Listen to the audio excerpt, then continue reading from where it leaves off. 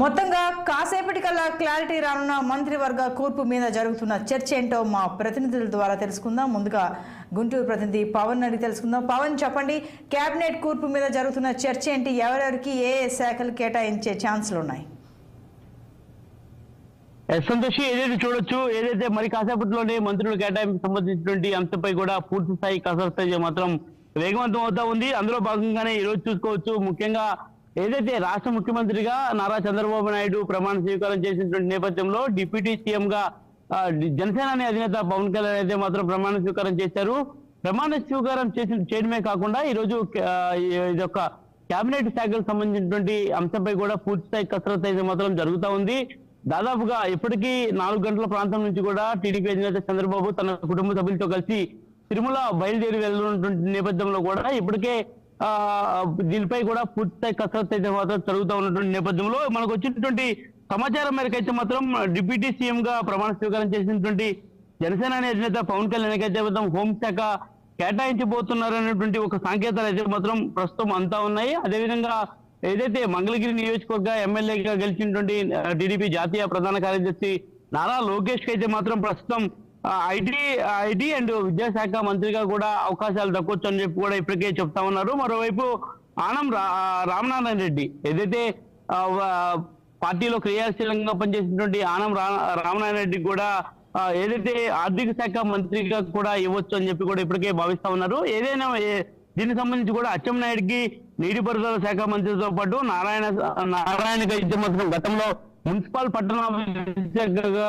ఇచ్చినటువంటి నేపథ్యంలో కూడా తిరిగి మరలా మున్సిపల్ పట్టణాభివృద్ధి శాఖ చెందినటువంటి మంత్రి పదవి ఇవ్వబోతా ఉన్నారనేటువంటి ప్రచారం అయితే ప్రస్తుతం జోరుగా కొనసాగుతా ఉంది. మరి ఈ నేపథ్యంలో అసలు ఇక ఒక కేబినెట్ సంబంధించినటువంటి అంశంపై కూడా మరొక గంటలో పూర్తి స్థాయిలో కూడా మనకి ఒక స్పష్టత వచ్చేటువంటి అవకాశం అయితే ఖచ్చితంగా కనిపిస్తా ఉంది. అందులో భాగంగానే ఇప్పటికే ఏదైతే మంత్రులు అయితే మాత్రం చంద్రబాబు నివాసం వద్దకైతే మాత్రం చేరుకుంటా ఉన్నారు ఒక్కొక్కరిగా. ఎందుకంటే తమకు సంబంధించినటువంటి కేటాయింపు ఏదైతే శాఖలు ఉంటాయో ఆయా శాఖలకు సంబంధించిన కేటాయింపులో పూర్తిస్థాయి బాధ్యతలు స్వీకరించేందుకు కూడా ఒక్కొక్కరిగా చంద్రబాబు నివాసానికి ఒక్కొక్కరిగా చేరుకున్నటువంటి పరిస్థితి కూడా ప్రస్తుతం కనిపిస్తా ఉంది. మరి ఈ నేపథ్యంలోనే ఒక సర్వతా ఉత్కంఠమైనటువంటి వాతావరణం అయితే కనిపిస్తా ఉంది. ఎందుకంటే చూడొచ్చు, ముఖ్యంగా రాష్ట్రంలో ఇప్పటి వరకు కేబినెట్ సంబంధించిన మంత్రుల్లో కూడా గతంలో పనిచేసినటువంటి వారికంటే కూడా ఇప్పటికే దాదాపు 17 మంది సంబంధించిన నియోజకవర్గ అభ్యర్థులు తెర మీదకి వచ్చారు.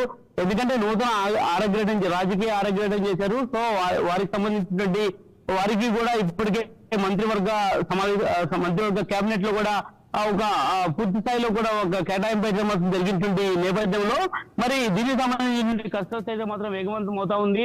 ముఖ్యంగా ఏదైతే మంగళగిరి నియోజకవర్గానికి సంబంధించినటువంటి కసరత్తుపై కూడా పూర్తి స్థాయిలో చంద్రబాబు విశ్లేషణ చేసినటువంటి నేపథ్యంలోనే దీనిపై ఒక స్పష్టత, అంటే గ్రామీణ అభివృద్ధి శాఖ మంత్రిగా గతంలో నారా లోకేష్ కొనసాగినటువంటి నేపథ్యంలో మరి అదేవిధంగా ఐటీ శాఖ మంత్రిగా ఉన్నటువంటి నేపథ్యంలో కూడా అసలు ఎలాంటి శాఖలో వారికి కేటాయిస్తారనే దానిపై కూడా ఇప్పుడు ప్రస్తుతం అయితే మాత్రం చంద్రబాబు నివాసంలో ఒక కసరత్తు అయితే మాత్రం వేగవంతం అవుతా ఉంది నేపథ్యంలో ఒక సర్వతా ఉత్కంఠమైనటువంటి వాతావరణం కనిపిస్తా ఉంది. మరి అందులో భాగంగానే ఏదైతే అనిత సంబంధించినటువంటి విషయంలో కూడా ఇప్పటికే ఒక హోమ్ మినిస్టర్ ఇస్తారన్నటువంటి ఒక వాదనలు కూడా ప్రస్తుతం అయితే మాత్రం ఆ చంద్రబాబు నివాసం వద్ద పార్టీలో ఉన్నటువంటి కేడర్ అంతా కూడా చర్చించుకున్నటువంటి పరిస్థితి కూడా కనిపిస్తా ఉంది.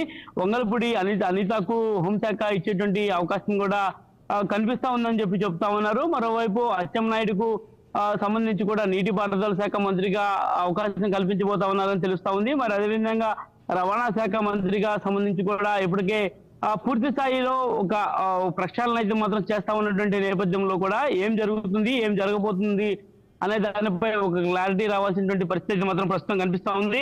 మరి అందులో భాగంగానే ప్రస్తుతం చంద్రబాబు నివాసంలో చూసుకున్నట్టయితే మాత్రం దాదాపుగా ఏదైతే జనసేన అధినేత పవన్ కళ్యాణ్ కి సంబంధించినటువంటి అంశంపై డిప్యూటీ సీఎం హోదాలో ఆయన ప్రస్తుతం ప్రమాణ స్వీకారం చేశారు కాబట్టి ఆయనకి ఎలాంటి శాఖ కేటాయించబోతున్నారు అనేటువంటి ఒక అంశం కూడా ప్రస్తుతం రాష్ట్రంలో ఒక హాట్ టాపిక్ గా మారింది. జనసేనానికి సంబంధించినటువంటి అధినేతలు ఏదైతే పార్టీకి సంబంధించిన ఎమ్మెల్యేలు అయితే మాత్రం ఒకటే కోరుకుంటా ఉన్నారు, ఖచ్చితంగా ఆయనకి ఒక హోంశాఖ కేటాయించాలని చెప్పి కూడా చెప్తున్నటువంటి నేపథ్యంలో దీనిపై ఒక స్పష్టత మాత్రం రావాల్సినటువంటి అవసరం అయితే కనిపిస్తా ఉంది. మరోవైపు చూసుకున్నట్లయితే మాత్రం రాష్ట్రంలో ఆనం రామనారాయణ రెడ్డికి మాత్రం ఆర్థిక శాఖలను కూడా కేటాయించేటువంటి అవకాశం అయితే ఖచ్చితంగా కనిపిస్తోంది.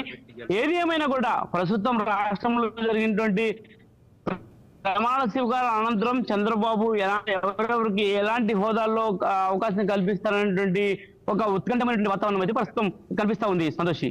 Right Pavan, thank you.